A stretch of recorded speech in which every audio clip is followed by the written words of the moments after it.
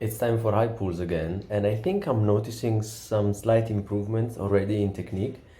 Of course, there is a long way to go, but I was actively focusing on trying to drive my hips back a bit more and really push through them and do not use my arms as much. So the idea was to basically push the weight up and out with my hips, and then just accompany it with my arms.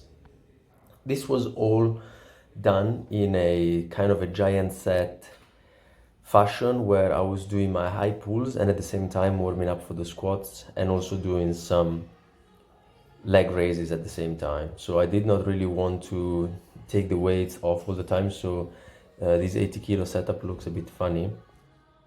I was keeping the clips on because I did not want the weights to wobble left and right during the high pulls. And so while I was doing these, I did 4 sets of high pulls while I was warming up for the squats. And by the end of the explosive stuff, I was ready and warm for my strength work, which was in the form of back squats. This is 90 kilos, this is the top set. I did 4 of these, so one more than the previous one, and then I did another one where I did 2. So I increased 1 repetition from the previous time a few days ago. And looking back at this, I'm noticing that in my first rep there is the slightest shift forward, which I did notice, and I tried to correct for it straight away. The second one looks much better. And then the third one is so-so.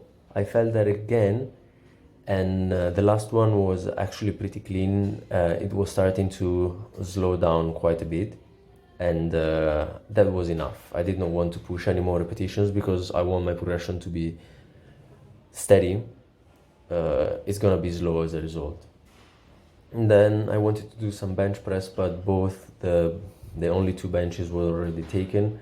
And because I did not want to waste time waiting around, since the gym was kind of empty, I went for dumbbell presses. I have not done these in a long time, and so I did not really want to load it as much as I probably would have a bench press with a barbell, because on dumbbells I can probably reach a much deeper position, and my shoulders, my scapulae are moving freely.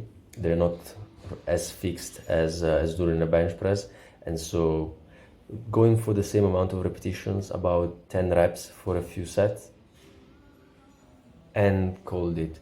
Probably underworked in comparison to what I had planned to do, but for once that the gym was quiet, I wanted to maybe take advantage of that.